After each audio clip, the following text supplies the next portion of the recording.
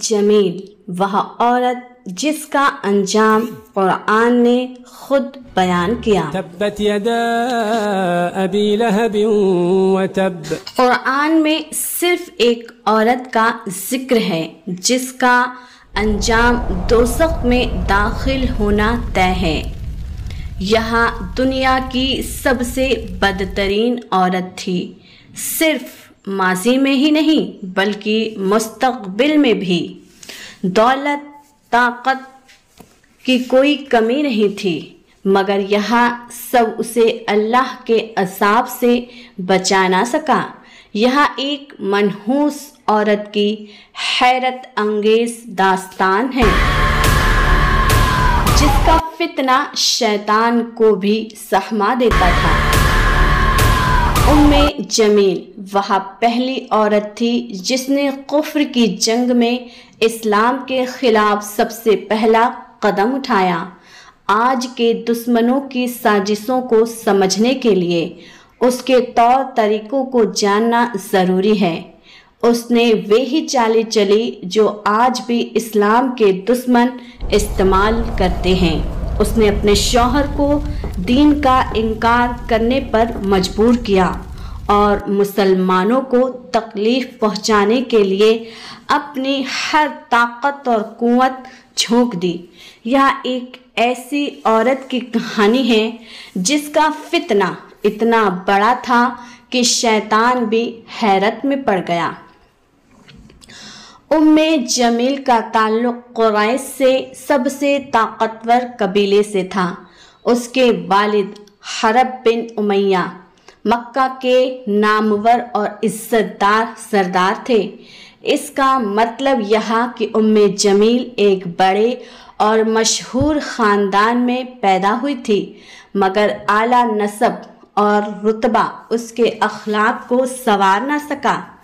بچپن سے ہی وہ نہایت ہی مغرور، گھمنڈی اور غصے والی تھی۔ جوانی میں اس کی شادی عبد المطلب کے بیٹے ابو لہب سے ہوئی۔ ابو لہب مکہ کے سب سے امیر لوگوں میں شمار ہوتا تھا۔ وہ ایک کامیاب تاجر اور قریش کے طاقتور ہستیوں میں سے تھا۔ جمیل کو جو فقر اور عیش و عشرت کی شوقین تھی، اس دولت سے بے حتاشا خوش تھی۔ وہ ابو لہب کی دولت اور شہرت کا بھرپور فائدہ اٹھاتی تھی۔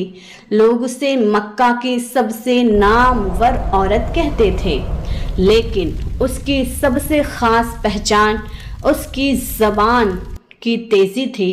وہ صرف شوہر کی دولت پر اتراتی نہیں تھی بلکہ عورتوں پر اپنا اثر رکھتی تھی۔ وہ افواہیں پھیلاتی، جس سے نفرت کرتی، اس کی عزت مٹی میں ملا دیتی۔ یہ سب اسے اور بھی زیادہ مغرور بناتا، لیکن حقیقت میں وہ اپنی طاقت اور عزت کھونے کے خوف میں جیتی تھی۔ جب مکہ کے لوگ اپنی تجارت میں مصروف تھے اور قبیلے کی عزت بچانے میں لگے تھے تو ایک دن مکہ میں ایک حیرت انگیز خبر پھیل گئی۔ حضرت محمد صلی اللہ تعالی علیہ وسلم نے اعلان کیا کہ وہ اللہ کے رسول ہیں۔ جمیل کے لیے یہاں ایک بہت بڑا خطرہ تھا۔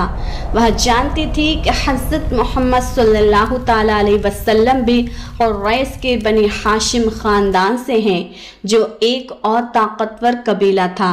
اگر حضرت محمد صلی اللہ تعالی علیہ وسلم سچ میں نبی ہیں تو اسلام کا پھیلاؤ اس کی طاقت اور اختیار کو ختم کر دے گا۔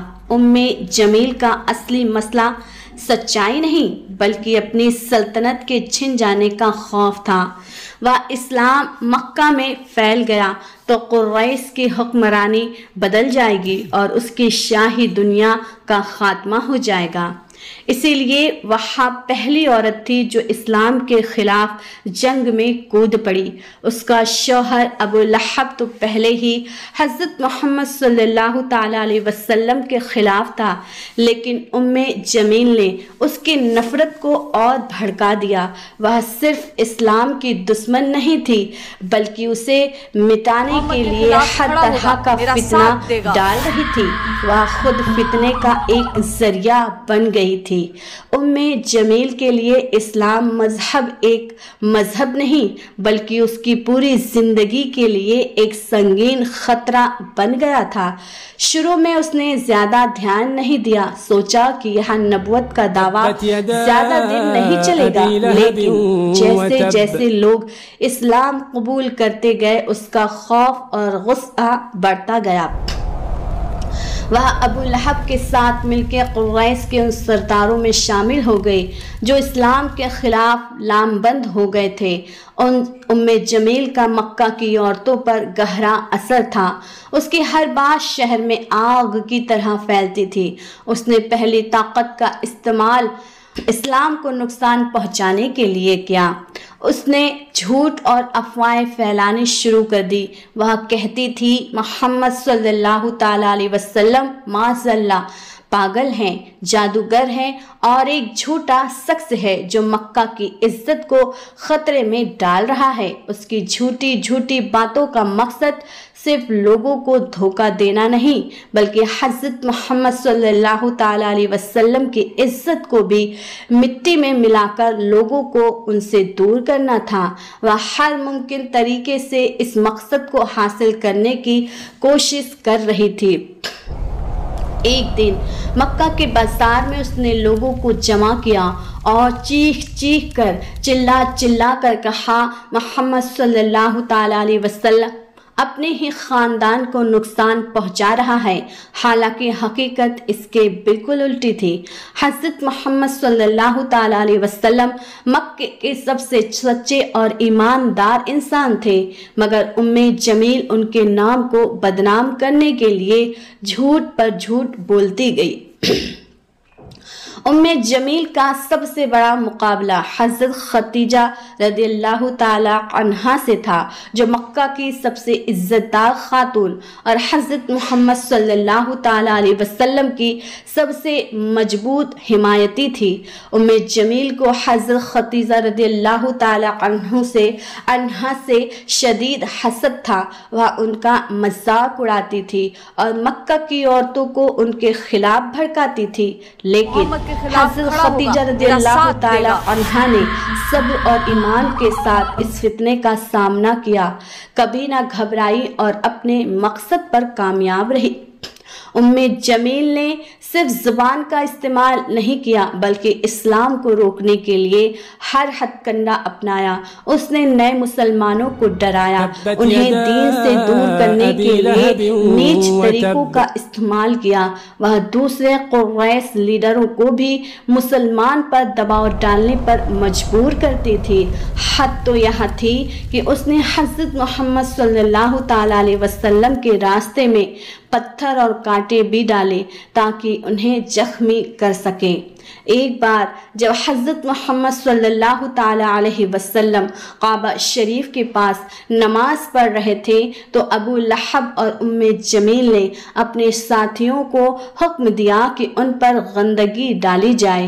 انہوں نے سر عام سب سے سچے انسان کی بے عزتی کرنے کی کوئی کوشش کی، مگر ان کی ہر کوشش کے باوجود مسلمانوں کی تعداد بتعداد بڑھتی گئی اور یہ بات جمیل کو اور زیادہ پاگل کر دیتی تھی۔ کافی سالوں تک جمیل اسلام کے سب سے بڑے دشمن میں سے ایک ہی رہی، لیکن پھر اس کا انجام صرف مکہ کی گلیوں میں نہیں بلکہ خود قرآن پاک میں لکھ دیا گیا۔ جب سورہ المسد نازل ہوئی تو جمیل اور ابو لہب کے لیے ان کا انجام طے ہو گیا۔ اللہ تعالیٰ نے سورہ کے ذریعے دونوں کو ان کے برے انجام سے آگاہ کر دیا۔ ہر موقع پر جب حضرت محمد صلی اللہ تعالیٰ علیہ وسلم نے صفا پہاڑی پر کھڑے ہو کر لوگوں کو عذاب سے ڈرایا تو ابو لہب غصے سے اٹھ کھڑا ہوا اور چلا چلا کر کہا، کیا تم ہمیں صرف یہ سنانے کے لیے بلا رہے ہو؟ اسی وقت اللہ تعالیٰ نے المسد نازل کی، اللہ کی لعنت ہو ابو لہب کے ہاتھوں پر، اور وہ خود بھی برباد ہو گیا۔ اس کا مال اس کے کام نہیں آئے گا، نہ جو کچھ اس نے حاصل کیا۔ وہ ایک شعلے سے جلنے والا اور اس کی بیوی جو لکڑی اٹھا کر لانے والی ہے، ایندھن جمع کرنے والی، اس کے گردن میں ایک رسی بندھی ہوئی ہے۔ یہاں سورہ ابو لہب اور اس کی بیوی ام جمیل کے خلاف اللہ کی لعنت تھی۔ ام جمیل کی زندگی کا یہی انجام تھا، اور یہاں سورہ اس کی منحوسیت کا عدم توجہی کا ثبوت تھی۔ سورہ المسد نازل ہونے کے بعد ام جمیل غصے سے پاگل ہو گئی۔ لوگ مکہ میں اس کے بارے میں بات کر رہے تھے، گلی کوچے میں بس ایک ہی صدا گونج رہی تھی، ام جمیل کے اوپر سورہ المسد کی نازل ہوئی ہے۔ سورہ المسد کی روشنی میں اس کی منحوسیت کو سمجھنے لگے۔ ایک دن ام جمیل نے ایک بڑا پتھر اٹھایا اور حضرت محمد صلی اللہ تعالیٰ علیہ وسلم کو مارنے کے ارادے سے مسجد الحرم میں پہنچی۔ اس نے دیکھا کہ حضرت ابو بکر رضی اللہ تعالیٰ عنہ کے ساتھ حضرت محمد صلی اللہ تعالیٰ علیہ وسلم بیٹھے ہیں۔ وہ غصے سے شور مچائی اور حضرت ابو بکر سے پوچھا، کہاں ہے تمہارا دوست؟ میں اسے مار کر چلی جاؤں گی، وہ جو ہمیں اپنی جھوٹ اور جادو سے ہمارے درمیان فتنہ ڈال رہا ہے۔ حضرت ابو بکر رضی اللہ تعالیٰ عنہ نے اطمینان سے جواب دیا، تمہارے لیے حضرت محمد صلی اللہ تعالیٰ علیہ وسلم کا ذکر کرنا بہت مشکل ہو گیا ہے، کیونکہ تم انہیں دیکھ نہیں پا رہی ہو۔ اللہ نے اپنے رسول کو ام جمیل کی نظروں سے چھپا دیا تھا، اور وہ حضرت محمد صلی اللہ تعالیٰ علیہ وسلم کو نہیں دیکھ سکی۔ ام جمیل اپنا پتھر پھینک کر غصے میں چلی گئی۔ وہ سمجھ چکی تھی کہ سورہ المسد نے اس کے اور ابو لہب کے لیے آخرت کا فیصلہ کر دیا ہے۔ سورہ کے بعد بھی ام جمیل اور ابو لہب نے اسلام کو روکنے کی ہر آخری کوشش کی، مگر اللہ تعالیٰ کی طاقت اور حق سب پر غالب رہا۔ پھر اللہ تعالیٰ کی طرف سے ابو لہب کے لیے اس کا دنیائی عذاب شروع ہوا۔ مکہ میں ایک خطرناک بیماری پھیل گئی اور ابو لہب اسی بیماری سے جھوج رہا تھا۔ اس کا وجود اس قدر متاثر ہوا کہ کوئی اس کے قریب آنے کو تیار نہ تھا۔ آخر کار ابو لہب تنہا مر گیا۔ قریش کے لوگوں نے اس سے دوری بنا لی اور وہ اکیلا اپنی موت کا سامان کر رہا تھا۔ جب ابو لہب کا انتقال ہوا تو اس کا جسم پوری طرح سڑ گل چکا تھا اور اس کے شریر کو اٹھانے کے لیے کوئی چھونے کو بھی تیار نہیں تھا۔ اس طرح دولت، طاقت اور گھمنڈ سے بھری ام جمیل اور اس کے شوہر کا انجام دنیا اور آخرت دونوں میں رسوائی اور عذاب بن گیا۔ لیکن یاد رکھیے، نسب کی بلندی کبھی بھی اخلاق کی پستی کو چھپا نہیں سکتی۔ ام جمیل اس کی جیتی جاگتی مثال تھی۔ دولت آ گئی، شہرت مل گئی، مگر اس کے گھمنڈ کی پیاس کبھی نہیں بجھی۔ وہ مکہ کی سب سے مشہور عورت بن گئی۔ اس کی اصل طاقت اس کی دولت نہیں تھی، بلکہ اس کی زہریلی زبان تھی۔ وہ لفظوں سے لوگوں کی عزت کا قتل کرتی تھی۔ مکہ میں ایک عجیب خاموشی چھا گئی، لیکن ام جمیل کے دل میں طوفان اٹھ کھڑا ہوا۔ اسے لگا کہ اس کا تخت اب ہلنے والا ہے۔ ام جمیل صرف اسلام کی دشمن نہیں تھی، وہ تو فتنے کی آگ تھی جو ہر طرف نفرت سے شعلے بھڑکا رہی تھی۔ لیکن یاد رکھیے سچائی کی آواز کو جھوٹ کے شور سے زیادہ دیر تک دبایا نہیں جا سکتا۔ یہی ام جمیل کی سب سے بڑی غلطی تھی۔ جہاں ام جمیل نفرت سے بھری تھی وہاں حضرت ختیجہ صبر اور ایمان کی چٹان تھی۔